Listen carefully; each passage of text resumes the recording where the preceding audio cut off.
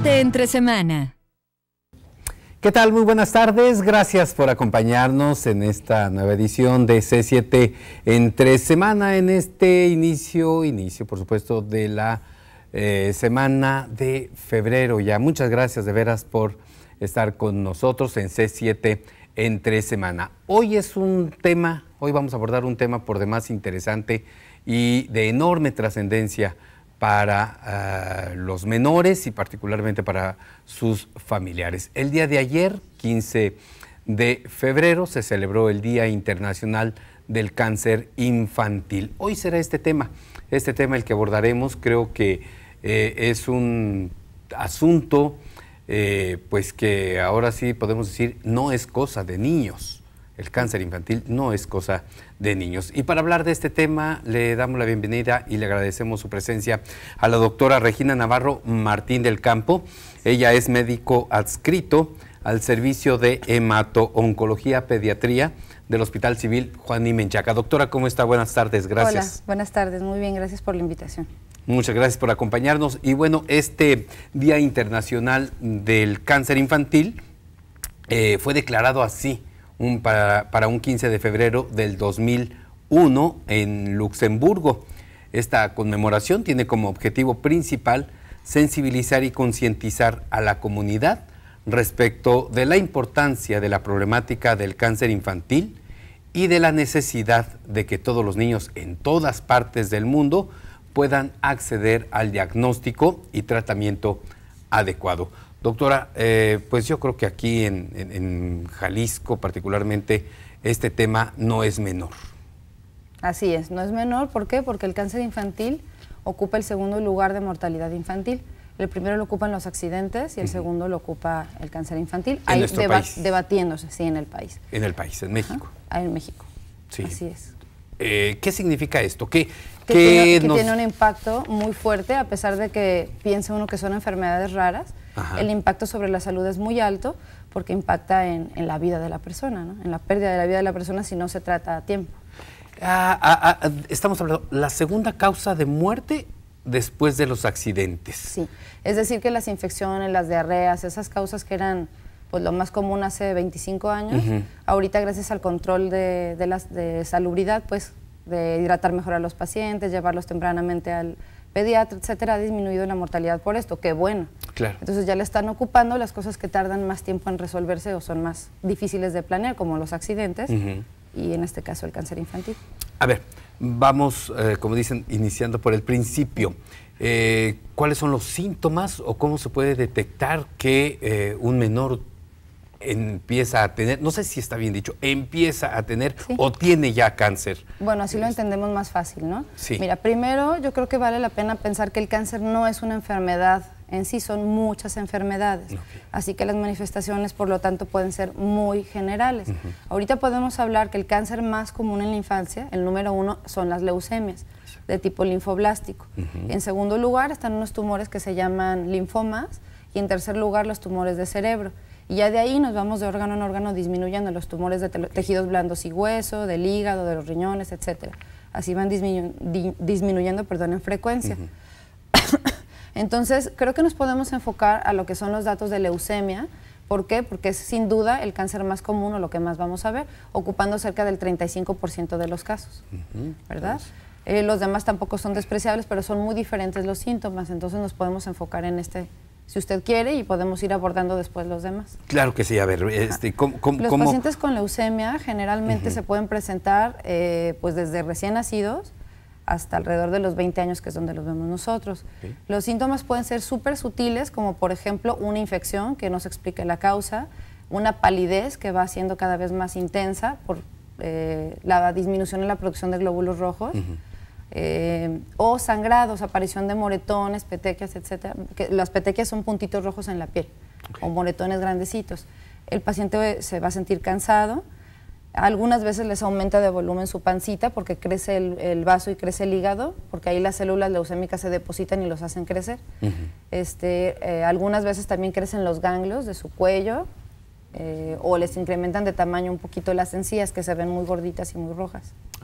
Esos serían, digamos, los datos más comunes, ¿no? Fiebre, infecciones, anemia, vamos a ver palidez, cansancio, baja de las plaquetas, que se va a manifestar por sangrado o aparición de puntitos rojos, aumento de volumen de su abdomen porque crece el vaso y el hígado, o de los ganglios. Sería así de forma general lo que podríamos ver.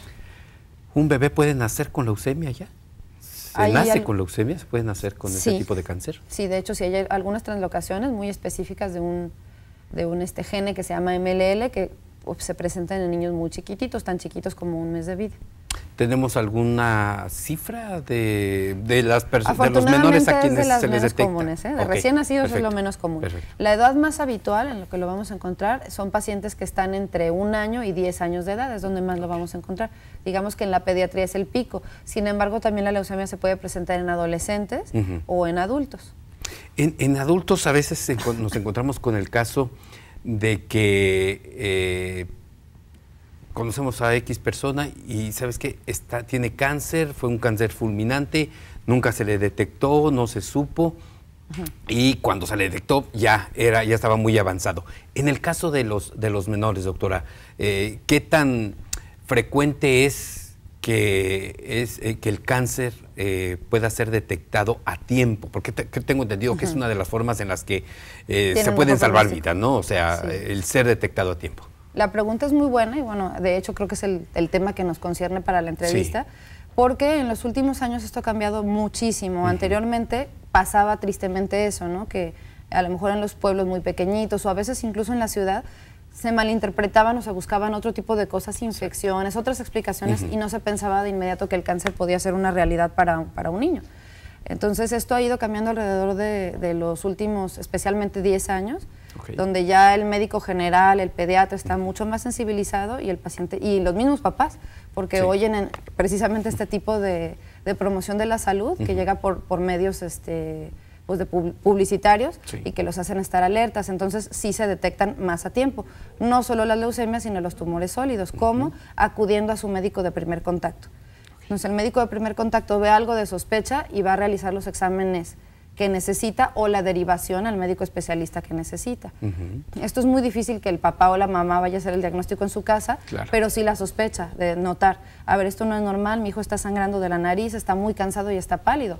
Lo voy a llevar a urgencias del hospital civil en caso de que no tenga seguro, o a mi pediatra, ¿no? Que ya lo conoce toda la vida, el pediatra revisa y entonces ya lo deriva de manera inmediata.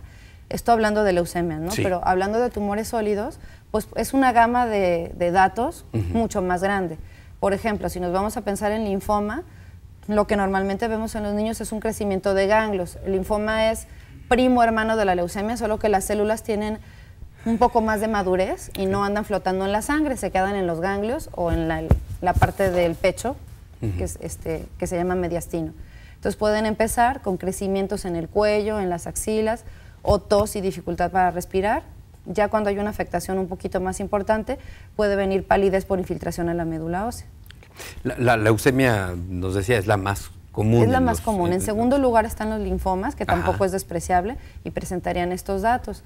Un tipo de linfoma se llama linfoma Hodgkin y es el que se va a presentar con masa en el cuello, aquí en nuestro país más comúnmente. Se puede presentar también en abdomen o en cualquier otro lugar donde haya ganglios. Perfecto. En el caso de la leucemia, no sé si podemos decir, bueno, es que si se detecta en determinado tiempo, a partir de que a partir de que apareció el cáncer, a partir de que se contagió, porque digo, no a veces, exacto, ¿no? A veces sí, a veces tenemos desconocimiento de los... O el temor, ¿no? De decir, híjole, mi vecinito tiene leucemia, a ver si no se le contagia a mis hijos, que no jueguen con ellos. Claro. No tiene nada que ver, no se contagia el cáncer. Pueden besarse, abrazarse y no pasa absolutamente nada, no se va a contagiar. Perdón, voy a tomar un poco de agua. Sí.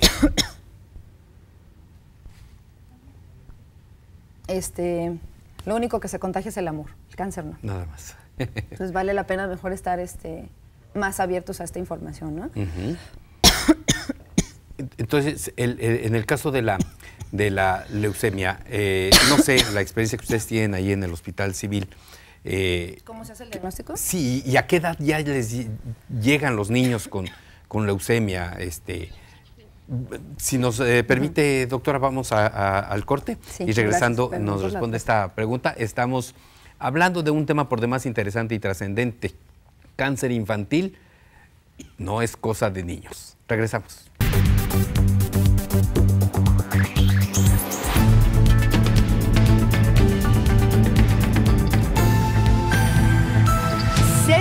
C7 entre semana.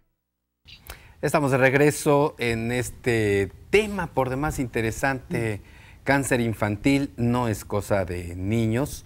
La verdad que nos encontramos con datos muy interesantes. Ahora que el día de ayer, 15 de febrero, se celebró el Día Internacional del Cáncer Infantil. Mire, por ejemplo, se registra que cada año en México se lucha contra unos 23,000 nuevos casos de esta mortal enfermedad en menores de edad. También se registra cada año, se suman cerca de 5,000 nuevos casos de cáncer infantil a los aproximadamente 18,000 pacientes ya diagnosticados. Estos datos nos demuestran de veras que el cáncer infantil no es cosa de niños y que es muy importante estar muy al pendiente de nuestros menores a fin de que, bueno, pues los llevamos, creo que aquellos que son padres responsables los estarán llevando con su médico pediatra y en su momento se podrá detectar cualquier signo de esta enfermedad. Bueno, para ello estamos en una interesante entrevista con la doctora Regina Navarro Martín del Campo. Doctora, nos decíamos, bueno, antes de irnos al corte, ¿cómo les llegan a ustedes ahí al hospital los niños con algún tipo de cáncer infantil?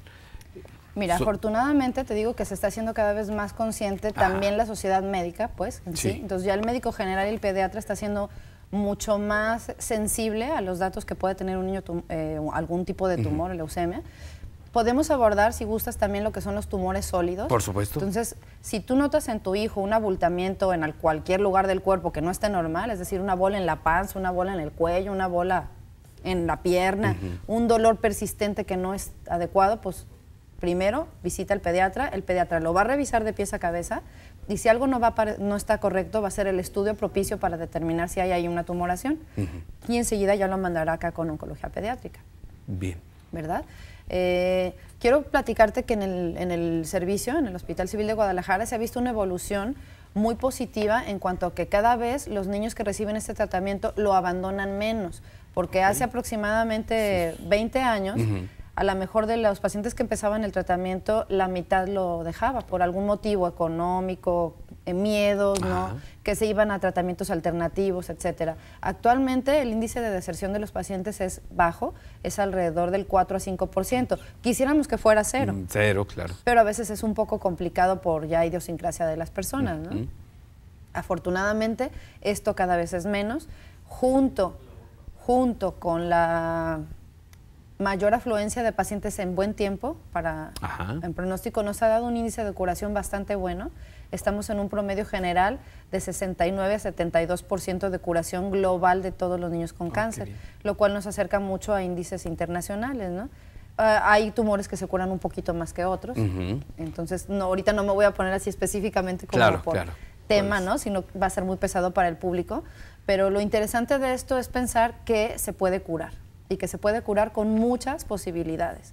Entonces es algo que si se atiende a tiempo se cura, que hay que pensarlo, hay que acudir a su consulta con el pediatra si se sospecha algo de esto y pues tener en mente que 1, no se contagia, 2, se puede curar, ¿no? Que es algo muy, muy importante. Eso es muy importante, se puede curar, porque siempre pensamos que el cáncer, cuando hablamos de cáncer, ¿no? Hablamos o nos imaginamos que es ya muerte segura en cualquier persona, ¿no? Sí son enfermedades que no nada más afectan al paciente, sino a la familia. A la familia, claro. Sí es una enfermedad catastrófica, como está incluso catalogada por la Secretaría de Salud. Sí lo es, pero tiene oportunidad de curarse en un porcentaje amplio, grande, siempre que recibe el tratamiento adecuado. Hoy por hoy, el cáncer infantil se cura con los tratamientos de quimioterapia, radioterapia, cirugía que se tienen en la medicina alópata, ¿no? Porque también es una pregunta muy común que muchas gentes me dicen, oye, pero es que tratamientos alternativos, de lo más sencillo a lo más complicado de tratamientos alternativos, porque hay una serie así enorme, una gama grande. La cosa aquí es que nada de eso ha demostrado esto que te estoy platicando, el 70% de curación, sino lo que hacemos nosotros. Por supuesto que la medicina puede cambiar, perfeccionarse, ser más sensible y disminuir efectos colaterales, que eso es lo que se busca, ¿no? Porque mucha gente teme los efectos colaterales del tratamiento. Exacto. En nosotros también, nosotros los médicos también los tememos y los tratamos de evitar. ¿Efectos colaterales como cuáles, doctora? Mira, como por ejemplo uno de los más comunes y que más se están cuidando son los efectos secundarios a las radiaciones, porque estos pueden presentarse después de 20 años de que el paciente ha tenido el tratamiento. El más grave de ellos podría ser algún cáncer secundario, aunque la posibilidad de que lo presente es baja, pero de todas maneras existe. O la disminución de producción de hormonas del cerebro, porque al recibir la radiación, algunas células son más sensibles, entre ellas las células de una glándula que está en la cabecita y que nos produce las hormonas, ¿no? Los más inmediatos, que quizás son los más conocidos de todas las personas, que son la caída del cabello, ¿no? Generalmente sí se va a presentar. Se ha controlado ya mucho lo que es la náusea y el vómito que da con los medicamentos. Cada vez es menos porque por fortuna hemos entendido mejor los mecanismos por los cuales esto ocurre y se puede tratar de prevenir, aunque no siempre se logra con éxito, ¿no? El proceso de la quimioterapia, en un porcentaje más o menos importante de pacientes, puede disminuir también la respuesta a las infecciones. Lo cual puede sonar un poco paradójico, ¿no? Porque en sí, por ejemplo, hablando de leucemia, por sí misma la leucemia incrementa el riesgo de infecciones, ya que le está desplazando a las células de las defensas el lugar. Entonces, como te comento, cada día las quimioterapias están tratando de ser más biológicamente responsables, podríamos decirlo así. ¿O menos agresivas, podríamos decir? Pues no tanto menos agresivas, sino más como tirándole mejor a la diana, llegar más al centro donde solamente nos interesa dar el... Perfecto. Y de hecho estas se llaman terapias blanco. Cada día va avanzando un poquito más. Estoy 100% segura que la oncología que me está tocando hacer a mí en 20 años ya no va a existir. Y ojalá podamos decir, ay, jole, ¿cómo es que daban radioterapias y ahora ya, no? Ojalá. Pero hoy por hoy, lo único que la quita con certeza, con este rango de posibilidad de curar, es lo que te mencioné.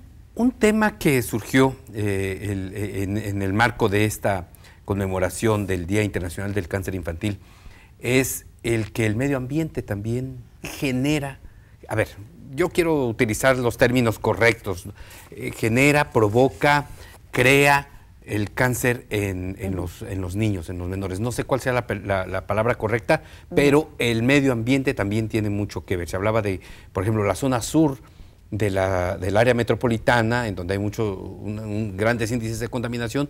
Por ahí se está registrando este tipo de casos. A ver, doctora, si nos puede precisar esto, si ya estamos en lo correcto. Mira, es una pregunta difícil de responder por lo mismo que te comenté en un inicio. El cáncer no es una enfermedad única, ¿no? Exacto. Sí, con certeza hay ciertos cánceres que cosas ambientales los pueden propiciar más. Sin embargo, estos necesitan un contacto más continuo para que se presenten y son más evidentes ya en la edad adolescente o en la adulta cuando esto se presenta. En la pediatría de hecho hay un grupo de tumores específicos que se llaman embrionarios, en donde ocurre una mutación que ya viene genéticamente el error pues ahí, en los genes, ¿no? Entonces después ocurre una segunda mutación que puede ocurrir con o sin algún evento del ambiente y ya se presenta el cáncer. Es menos previsible que el cáncer del adulto. Por ejemplo, hablando del cáncer de cervix, ¿no? O sea, del cuello de la matriz, lo más común, ese es mucho más previsible. Y se puede presentar comúnmente por infección de un virus que se llama papiloma. Tan es así que ahorita ustedes ya ven una promoción muy grande de la salud para poner la vacuna a las niñas desde la edad pediátrica para que cuando lleguen a la edad adulta tengan menos riesgo de esto. Ahí es uno de los cánceres donde sí se ha demostrado una participación del medio ambiente, en este caso este virus, que propicia el tumor. Pero en los tumores pediátricos, por ejemplo, el neuroblastoma, se me ocurre decir un tipo de tumor sólido, pues ahí no. Ahí básicamente el gene ya está mutado desde el inicio, se empieza el proceso de oncogénesis en la celulita y a lo mejor algo en el ambiente no específico hace que haya una segunda mutación y se sigue, de ahí ya se presenta el tumor. Muchos de estos niños incluso nacen o ya en útero, les hacen un eco y ya traen ahí una tumulación en la suprarrenal, que es un neuroblastoma en el neonato, ¿no? Entonces ahí no es previsible ni es exactamente el medio ambiente, sino ya es una carga genética. Pero el medio ambiente sí tiene que ver también con eso. Tiene que ver menos en el cáncer infantil que en el de adultos. Perfecto. Sí, por eso te decía que es difícil de responder. Claro. Porque en sí el cáncer son muchas enfermedades. En el caso específico, cáncer de cervix, sí, hay un patrón directo. Se preguntan mucho también en el caso específico tumores cerebrales.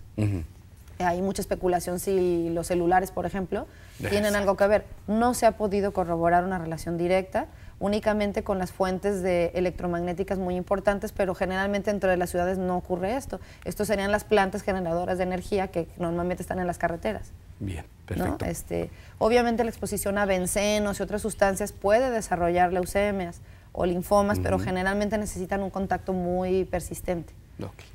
Ciertas toxinas sí se asocian a aplasia o falta de producción de células en la médula ósea. No es un cáncer, pero se comporta como tal. Se llama aplasia medular esta enfermedad y la toxicidad de estos fármacos hace que la médula ósea deje de trabajar. Entonces ya no produce plaquetas, ya no produce hemoglobina, ya no produce defensas y la gente se pone muy mala, como si los síntomas los da como si tuviera una leucemia, pero sin su hígado, ni su vaso, ni los ganglios grandes. Bien, pues muy interesante, sí. La verdad estamos aprendiendo mucho en esta entrevista con la doctora Regina Navarro Martín del Campo.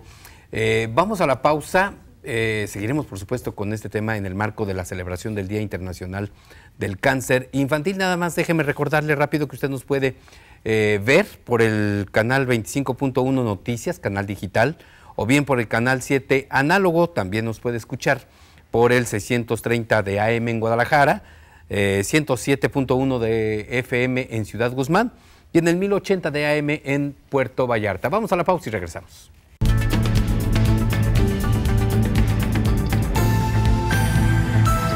C7 entre semana. Estamos de vuelta en C7 entre semana con este tema de cáncer infantil. No es cosa de niños. Ojalá y usted de veras esté inclusive anotando, porque estamos recibiendo muchos datos muy interesantes que sin duda alguna desconocíamos, aun y cuando nosotros no tengamos nada que ver con un lamentable caso de cáncer infantil, pero también nos ayuda, y que creo que es lo principal, nos decía la doctora Regina Navarro, lo principal es conocer para poder prevenir, o al menos saber inclusive de qué nos están hablando los doctores, doctora. A veces nuestros médicos nos dan infinidad de datos y que ellos pues simplemente nos derivan, en este caso a algún laboratorio, a algún hospital, y se confían a que allá los médicos que van a atender a nuestros hijos saben de qué está hablando él. Pero nosotros como padres a veces decimos, bueno, ¿y qué nos quiso decir? Preguntamos al médico, pero no siempre nos queda muy claro. En este caso, yo le preguntaría, a ver, estamos hablando de que cada año en el país se suman 5,000 nuevos casos de cáncer infantil. Y decimos, bueno, a ver, si la ciencia está tan avanzada, tanto en la cuestión de los medicamentos como en los tratamientos, en los equipos de atención, ¿cómo es que cada vez hay más niños? A lo mejor podemos decir, bueno, es que antes había mucho más. Bueno, no. La pregunta entonces, es muy buena, de hecho es bastante interesante, porque mucha gente piensa, entonces hay mucho más cáncer ahora que antes. Creo que la respuesta puede venir, necesitaremos hacer un estudio muy exhaustivo de esto, pero más que nada, precisamente en ese ejercicio de sensibilización que ha habido durante los últimos 10 años, en donde la gente se acerca mucho más a hacer los diagnósticos. Porque ¿quién no se acuerda que, tuve 15 tíos, pero 13 murieron? A uno le dolió el estómago y se le puso grandote y pues se murió. Cierto. Otro se puso pálido y se murió de una fiebre, no supimos qué fue la fiebre. Probablemente esos casos se relacionan, no sabemos, ¿no? Se pudieron haber relacionado con algún cáncer infantil nunca diagnosticado, no lo sabemos, más que a lo mejor con un proceso infeccioso. Si estamos comentando que muchas veces debutan con fiebre, con alguna masa en la pancita, con palidez, con cansancio, etcétera, ¿no? Entonces yo creo que el hecho de que se estén detectando más pacientes tiene que ver mucho con esto, por un lado. A nivel mundial no ha habido un incremento muy importante en casi todos los tumores infantiles, en algunos sí. En algunos tipos tumorales sí ha habido un poquito más de incremento, y esto también tiene algo de relación con ciertas infecciones virales. Por ejemplo, en el linfoma hay una relación directa con un virus que se llama virus del Epstein-Barr y que se presenta de forma estacional. Es muy común, no a todos los que les da Epstein-Barr afortunadamente les va a dar alguna complicación tumoral, sino lo que te hablaba yo antes. Esta persona, este niño, ya tiene antes una mutación en sus genes con la que ya nace, se le suma la presencia de ese virus, por ejemplo, y entonces ya se presenta el tumor, el cáncer. Es, por ejemplo, más común en África la presentación de un tumor que se llama linfoma de Burkitt en la pancita. Y aquí en México también, perdón, en el cuello, mientras que aquí en México se presenta en la pancita, pero la causa es la misma, es este virus que hace que crezcan o se descontrolen los linfocitos de los ganglios, en este caso los ganglios de la pancita o del cuello, ¿no? Bueno, a veces hay ideas que tenemos y que tenemos que aclararlas Claro. y despejar cualquier duda. ¿Hay alguna relación entre los casos de cáncer y la situación económica de la Sí, población? sí la hay, se ha estudiado, ajá. Precisamente, mira, por ejemplo, hay ciertos tumores que suelen afectar más a clase socioeconómica alta, hijos únicos, por ejemplo, la enfermedad de Hodgkin, que es la que te mencioné anteriormente, se presenta como con estas características. Aparentemente aquí es lo contrario, es por la falta de estimulación antigénica y que luego desarrolla esto, el linfocito. Digo, es algo un poquito complejo, ¿no? Pero, sí.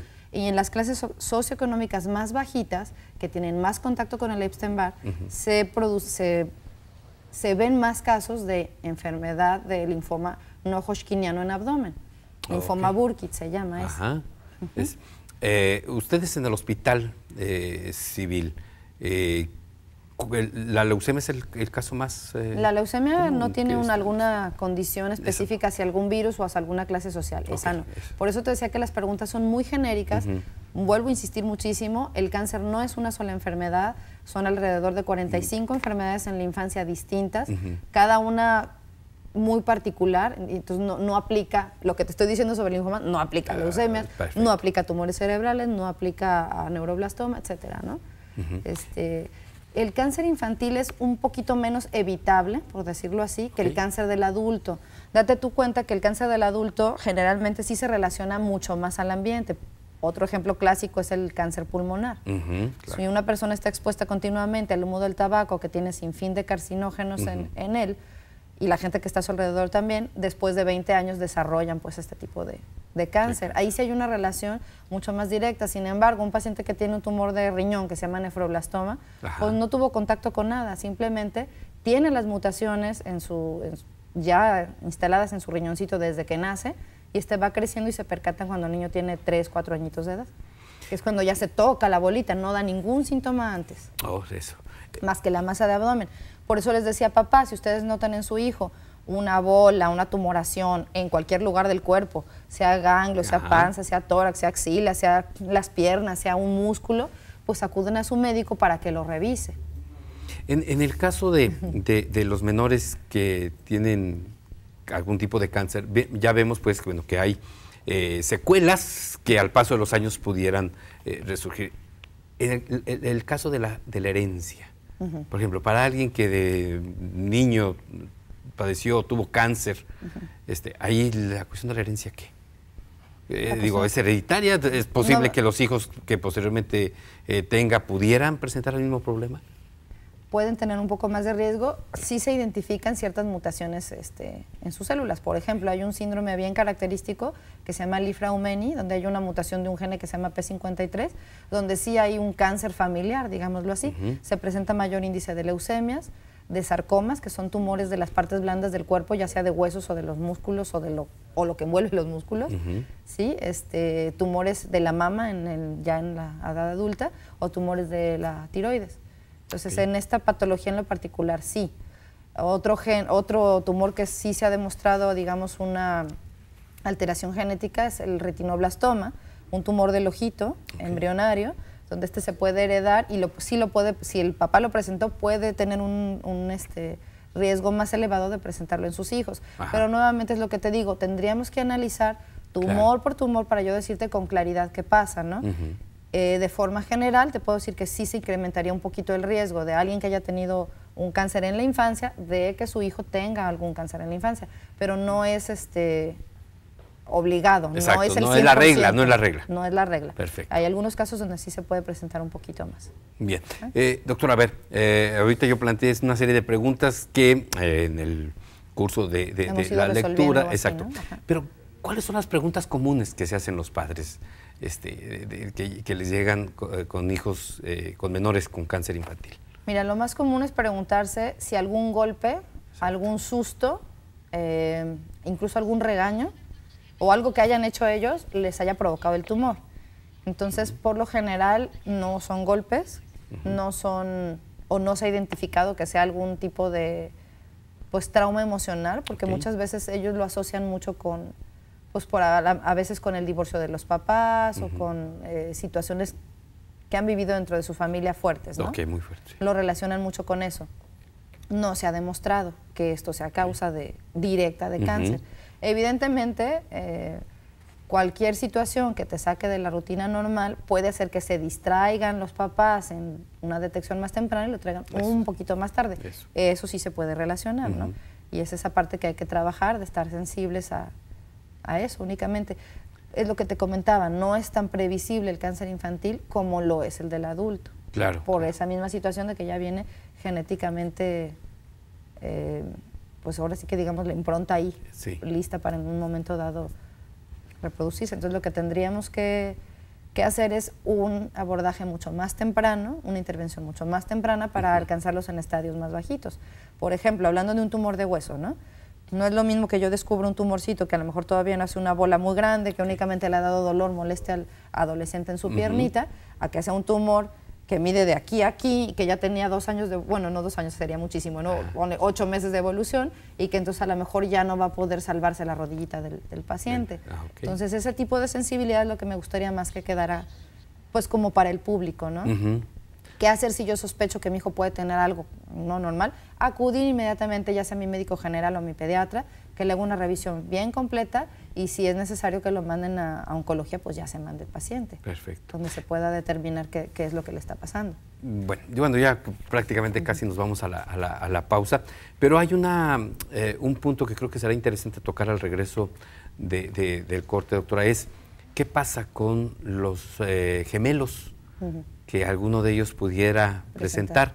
Si nos permite, al regreso de esta pausa, regresamos con la respuesta a esta pregunta. Yo solamente le recuerdo que usted nos puede escuchar por el 630 de AM en Guadalajara, el 107.1 en Ciudad Guzmán y el 1080 de AM en Puerto Vallarta. Vamos a la pausa y regresamos.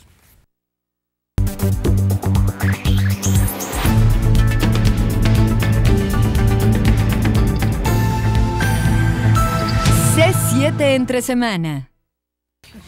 Aquí estamos de regreso con el tema de cáncer infantil, cosa de niños o no es cosa de niños, para que usted esté muy al pendiente. No es tampoco para que nos alarmemos, tampoco no se trata de ser alarmistas, se trata de ser más sensibles, más ¿no? de la prevención, sensibilizar, que finalmente ese es el objetivo principal de establecer un día como el 15 de febrero de cada año como el Día Internacional del Cáncer Infantil. A ver, doctora, dejamos una pregunta al aire antes de irnos a la pausa. Cuando hay gemelos y uno de ellos presenta un caso de cáncer, ¿qué pasa con el otro hermanito que es gemelo? Dependerá mucho de si son gemelos que tienen completamente el mismo patrón genético o no, porque pueden haber nacido, digamos, en el mismo momento, pero tener cada uno su información distinta, ser heterocigotos, ¿no? Cuando son monocigotos sí se incrementa el riesgo en el gemelo. A ver si yo entendí. Hablamos de que hay gemelos que vienen en la misma bolsa. Pero no es tanto la bolsa, no es tanto la bolsa, sino la célula en la que se dividió. Si es una sola célula la que se divide y da 2 seres distintos, sí se incrementa el riesgo. Si se formaron en el mismo momento, pero son 2 células diferentes, 2 óvulos diferentes, que entonces no tienen absolutamente nada que ver y no tiene ningún riesgo el otro hermano, es como cualquier otro hermano. Aquellos gemelos que a uno de ellos sí se le detectó el cáncer y que seguramente el otro también lo tendrá, ¿se le detecta también al mismo tiempo? Hay que vigilarlo. Hay que vigilarlo, aunque no necesariamente por lo que te decía. Es decir, la primera mutación ahí está y la segunda se puede o no presentar durante el transcurso de la vida del paciente, dependiendo de qué tipo de tumor sea. Bien. Estamos comentando, el 15 de febrero se establece como el Día Internacional del Cáncer Infantil. Y así como este día, hay infinidad de días más que tienen que ver con enfermedades, con padecimientos y que tienen el mismo objetivo, sensibilizar. Yo le pregunto, doctora, ¿de veras se sensibiliza uno con este tipo de días que se establecen una vez al año? sí hay esa sensibilización. Con una vez al año tal vez sería un poquito complicado, pero sí hay una campaña permanente que Salubridad tiene. Bueno, nos ha tocado a nosotros, por ejemplo, como oncólogos, estar apoyando aquí en Jalisco, en diferentes centros de salud, a ir a dar pláticas a los médicos generales o pediatras que ya están atendiendo. Yo creo que el programa ha tenido una muy buena respuesta por la Secretaría de Salud, y eso nos ha funcionado de tal manera que ya muchos centros de salud saben qué hacer y mandan a los pacientes más oportunamente. Lo mismo en las áreas cercanas a Guadalajara e incluso en otros estados como son Colima, que hemos tenido un buen contacto con Secretaría de Salud de Colima. En el caso de las zonas populares, ¿qué tan sensibilizada está la gente? Me refiero pues que a veces es la población que quizás, bueno, obviamente menos recursos tiene, a veces menos educación tiene, y bueno, le ven al niño cualquier cosa y lo dejan, o solamente que de veras el niño esté muy inquieto, muy llorón, o de veras esté quejando, es cuando a veces acuden al médico. ¿Qué tan frecuente es ahí la sensibilización de los padres para atender rápido a sus hijos, para llevarlos a un médico? Obviamente hay excepciones, pero la mayor parte de las veces nosotros hemos visto que los papás sí aman a sus hijos y no importando el estrato socioeconómico ni nada, ese amor persiste y los llevan a ser revisados. A veces quizás pudiera ser más bien por desconocimiento, que no los llevaran, que por generalmente, ¿no? Es muy raro una persona que vea que su hijo está enfermo y no le importa llevarlo, ¿no? Entonces, lo que hay que hacer es que sea una campaña continua, porque si fuera una vez al año, no, pues olvídate, se nos va a olvidar.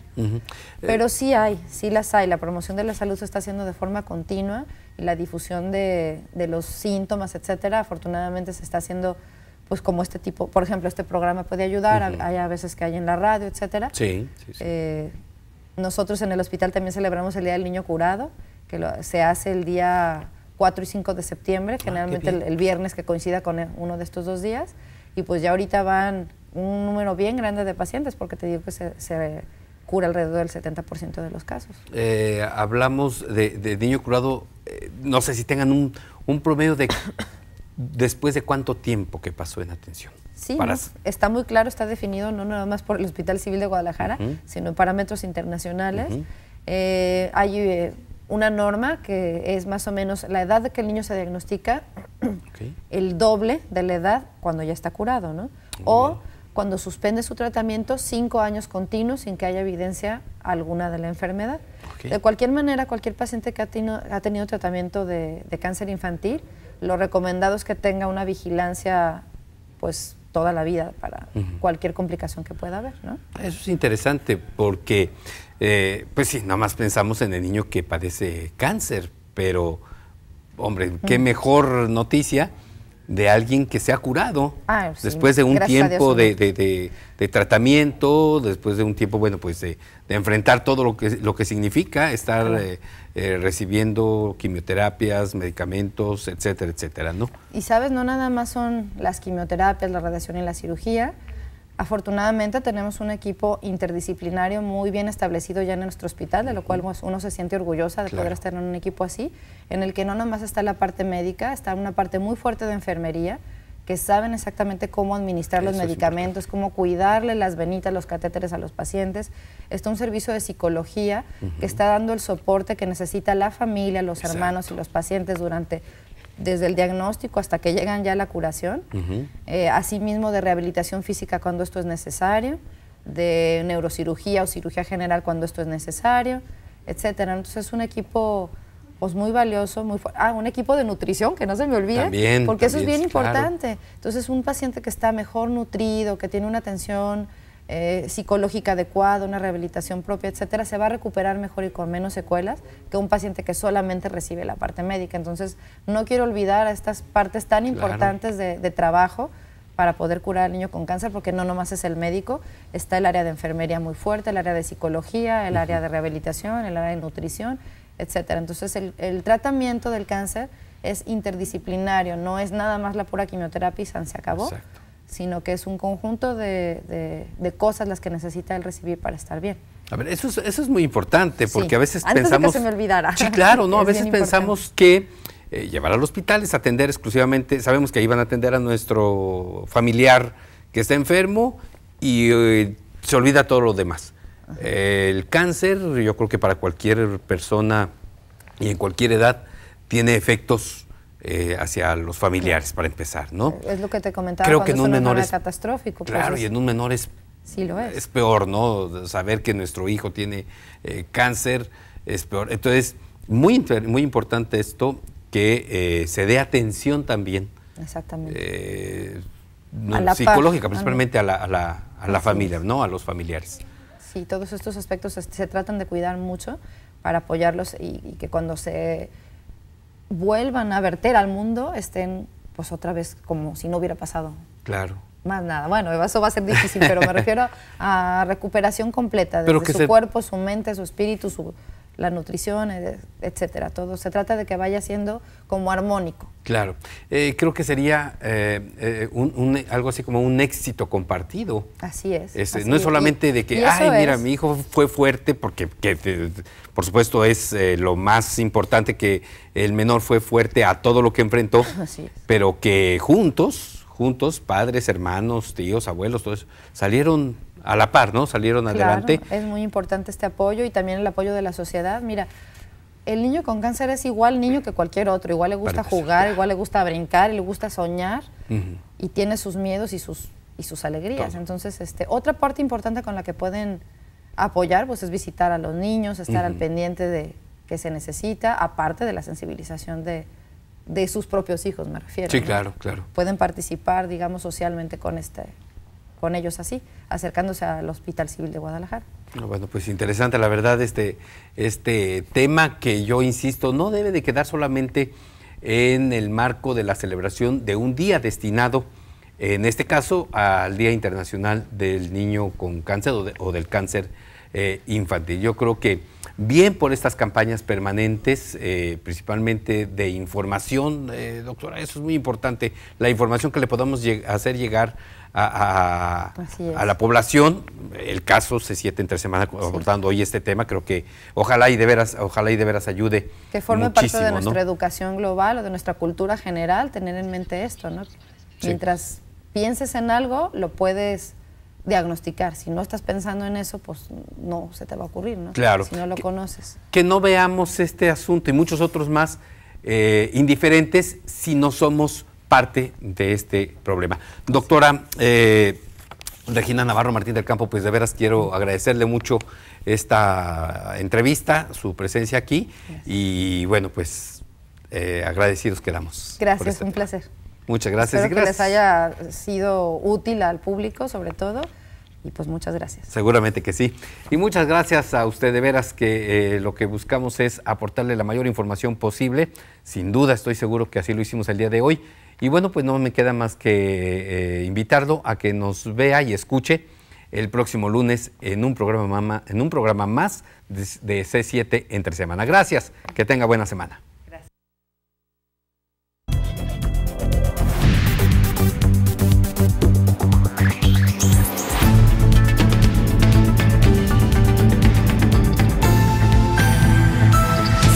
7 entre semana.